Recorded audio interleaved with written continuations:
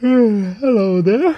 Here's a 55 climbing tips revolving around the feet and the legs. Here we go. Most holds can be taken as a heel or a toe. It's a preference, and neither or is inherently better. It's very situational. When heel hooking a small crimp, you can face your foot directly into the wall or come in at an angle. Toe hooks can be taken outside, underneath, and inside your body. Inside toe hooks are super cool and pretty rare. You can stack your feet on top of each other to toe hook inside a big hole, much more applicable on cave climbing. A bad hang is when you use 2 feet to toe hook on a ledge and are temporarily upside down. A bicycle is when you press one foot against a hold while the other foot is pulling towards your body.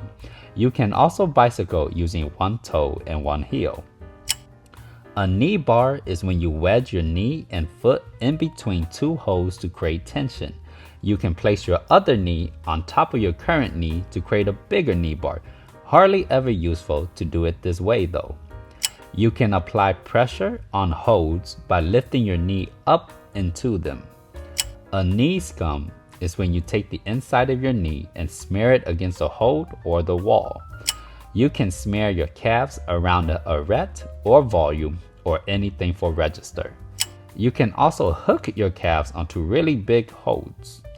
You can toe hook and heel hook aretes.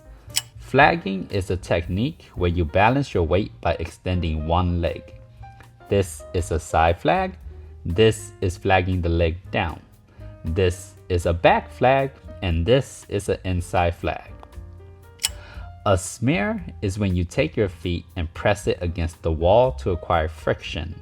The flatter your feet are, the better the smear becomes. A pogo is when you take the off leg and swing it up in an arc to create momentum to help elevate your body upwards.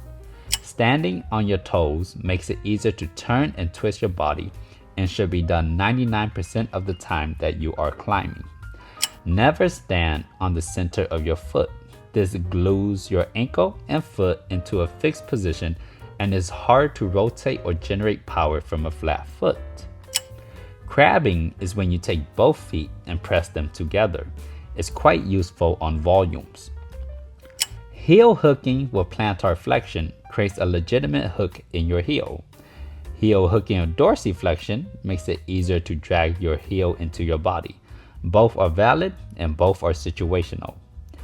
Toe hooks give you more reach than heel hooks, but heel hooks open up your hips much more. Getting comfortable with pistol squats is very useful for being able to stand up on one leg while on the wall, especially during slab climbing. You can manually grab your leg to place it higher on the wall. If you can't reach a foothold statically, just yuck your feet up there and pray it sticks. A drop knee is when you take your legs and turn one knee downwards to bring your hips closer to the wall. This skill is extremely useful. It can also be done one leg at a time. A smidge is when you smear on a foothold that is too small to actually stand straight up on. A heel toe cam is when your heel and toe are pushing against 2 holds, creating tension.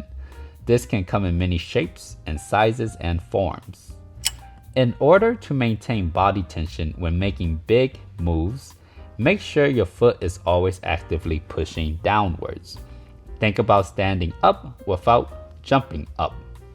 The lower your feet are, the easier it is to apply force downwards.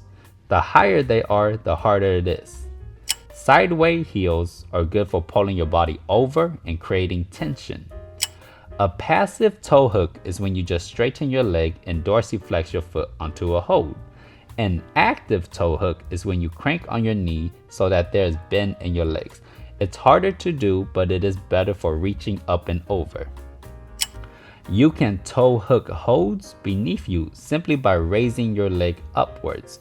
This is probably never going to be that applicable. Don't drag your feet when down climbing. It'll just eat your rubber. You can balance on one foot and then lean over to get much more reach while flagging the other leg out for balance. The further away you are on footholds, the easier it is to lean into the wall. The closer you are on footholds, the easier it is to be pushed away from the wall. When standing on volumes, drop your heel to flatten your shoe to increase the friction with the volume. Most volumes will have a sweet spot where the friction is the best. Find it and utilize it. When toeing down, actually physically curl your toes to increase the force you can apply down. If you so desire, you can step into bolt holes, into screw holes, and into the holes on the walls. You can stand on the outside of your foot, just like how you can stand on the inside of your foot. You can pre-twist the foot when making a step-through move. An alpine knee is when you use the top of your knee to smear on the climb. Usually seen during top outs, slightly frowned upon. If you're flexible, you can start some climbs with a really high foot to your advantage. Don't always try to do high feet. It more often than not is a bad idea. When campusing, keep your legs bent to help generate momentum and maintain balance. The more direct your feet are below your hips, the more weight there is on your feet. The further your hips are from your feet, the less weight there is on your feet. You can smear the inside of your feet against the wall to balance out your weight. You can toe hook with the inside of your foot. When falling from on high, fall with the intentions of rolling onto your back or side to preserve the knees. When vertically making a dynamic move, think about standing straight up first as opposed to jumping up. This makes much more sense in practice. Don't wear socks with shoes. It's easier to use your legs if your legs are mobile, so stretch them often. Most leg injuries happen due to improper leg conditioning and warming up. If you feel you have weak legs, train them. If you are projecting climbs with intense heel hooks, warm up properly. Don't forget to brush off the footholds and the volumes for better grip when you use your shoes to climb upon them. Climbing without shoes allows you to crimp on holds with your toes. Quite impossible to slab though. Anyways, that was 55 climbing tips involving feet and legs. Anyways, here's my other video about 50 climbing tips with hands and arms. I think it's pretty good. It's similar vein as this video. Here's my YouTube channel about stretching. Come stretch with me. It'll probably make you a little bit more flexible. Anyways, thanks for watching, and I'll see you next time, partner.